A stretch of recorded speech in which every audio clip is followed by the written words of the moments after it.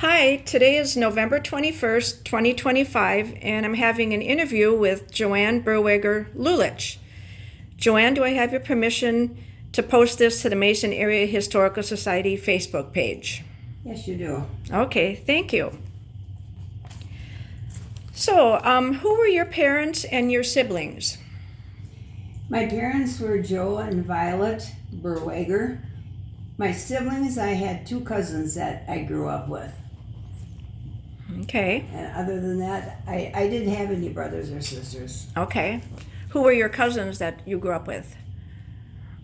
Betty Schrader and Nancy Sellewater. Okay. So, where and when were you born? I was born in Ashland, November 5, 33. Okay. Where did you live when you were growing up?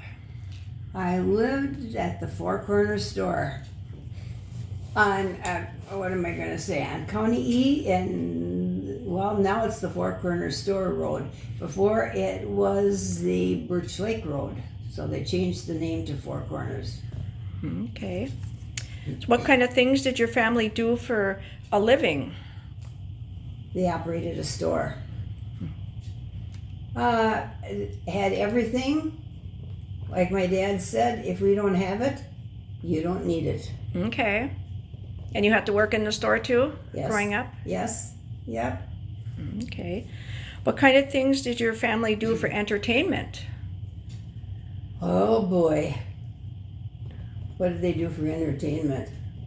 You know, probably after working, and a store used to be open every day, even on Sundays. So, I mean, you didn't need any entertainment. You had all the entertainment that you could handle. Yeah, yeah. And all the neighbors came Yeah. over and Yep. yeah. So what hobbies or fun things did you do, like with your friends when you were a kid? Hobbies. Oh my goodness. Don't tell me I can't think of anything. I really can't. What did you do with your friends or the kids that came over and Well, in the wintertime, we had ice skating on the river and stuff like that, or else we would hook a sleigh in back of a car, and which you weren't supposed to do, but you know, it's always fun to do something you're not supposed to do. Sure. Other than that, I would roller skating because Mason had a roller rink, the old gym. Yeah, kids were busy doing good things. And outside a lot. Yeah. Yeah. Mm-hmm. So what was school like for you? Like where did you go to school? I went to Samron School. It was the biggest school around. There were two rooms. All the other schools around, they were the same distance from the store, but they were only one-room schoolhouses. Sanborn was, like they called it, the state-graded school. Two rooms. You had the little room and the big room. Were the rooms the same size? Yes, they were. But it went 1 through 4 and 5 through 8. Oh, so 5 through 8 would be the big room? They call it the big room. Yeah. Oh, okay. And they didn't have hot lunches when I first went there. So you had to bring your lunch. And then after a while, they took the library out and put in a lunch, where a cook could come and cook, meals for the kids. I bet everything was homemade and And the water, here was a pail of water with a dipper in. And did all the kids use it? Yes, they did. And did the kids survive? Yes, they did. Yes, they did. Good. So how did you get to school? My dad took me for 8 years. Took me to Sanborn and came and got me at night. Oh, where was the school in Sanborn? Where is it? Well, that's now where the community center is in Sanborn. Okay. The school is there. Okay. Did you have a favorite teacher or class? Huh. I guess I never thought about it. All the teachers were good. Mm-hmm. Yeah. Well, where'd you graduate from? Ashland High School. Oh, Ashland you went to. And the reason, you see, the Ashland bus did not come out to the store. But however, it's the kids that finished school in Sanborn just like automatically went to Ashland.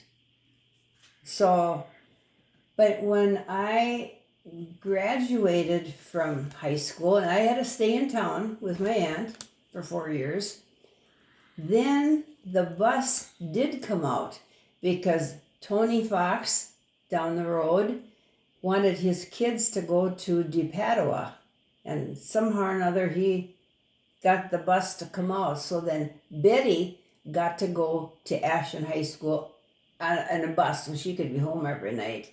Well, then when and that was 4 years when she graduated, well, then Nancy would have started.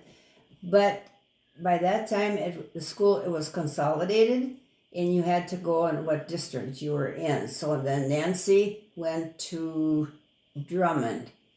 But while the kids were, I was out of Sanborn School by the time Nancy and Betty came to live with us.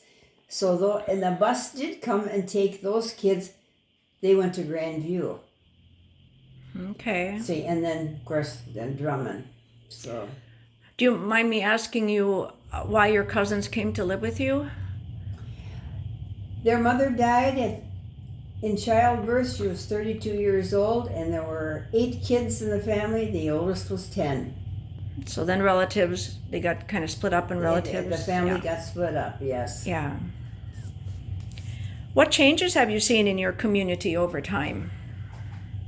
Oh, boy. Almost everything, right? I mean... Yeah.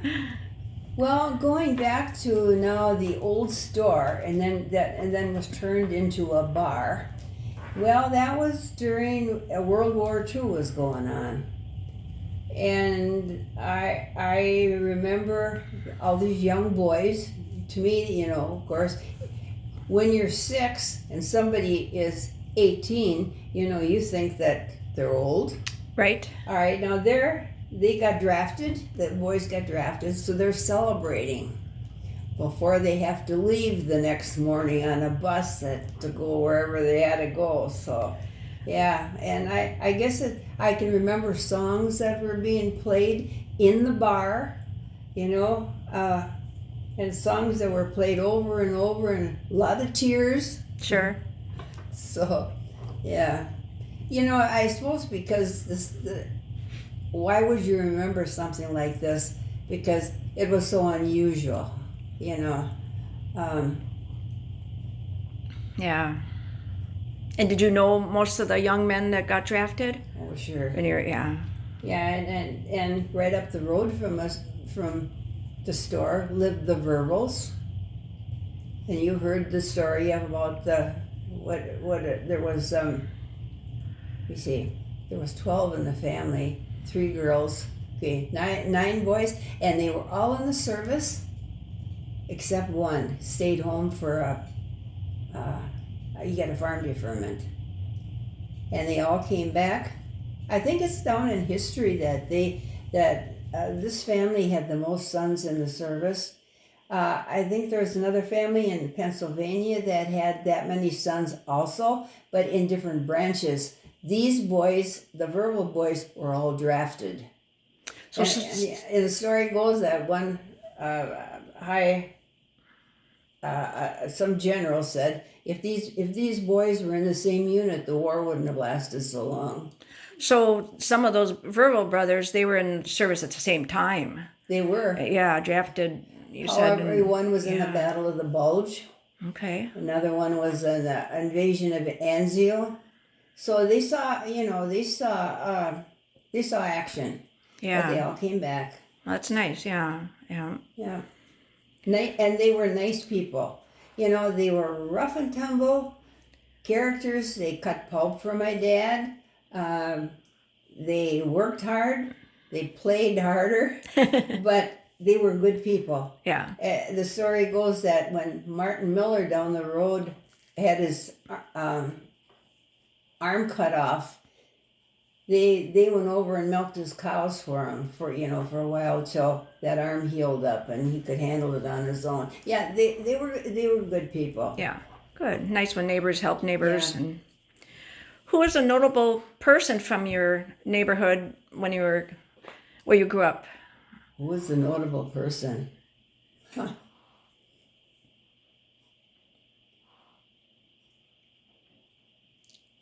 You hear the story where local boy makes good? Oh yeah, something like that, or somebody that did a lot in your community, involved and whatever, like that. I can't. I suppose there are a few, but Okay. Well, I mean, your parents had a store. and Dad was involved in a lot of chairman of the town, county board, highway department. He loved that kind of stuff. But and anybody else in the area, I can't think. Yeah, of. it's okay to say if your dad's was a notable person. I mean, sound like he was pretty involved in stuff, and yeah, some people like meetings, and yeah. Did your family belong to any churches or Yes. organizations? Yes. Well, Dad did.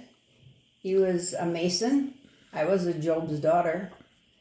It was kind of a religious thing, but meetings, of course, were in Ashland. Okay. And they belonged to the Mullen Church ever since I can remember that.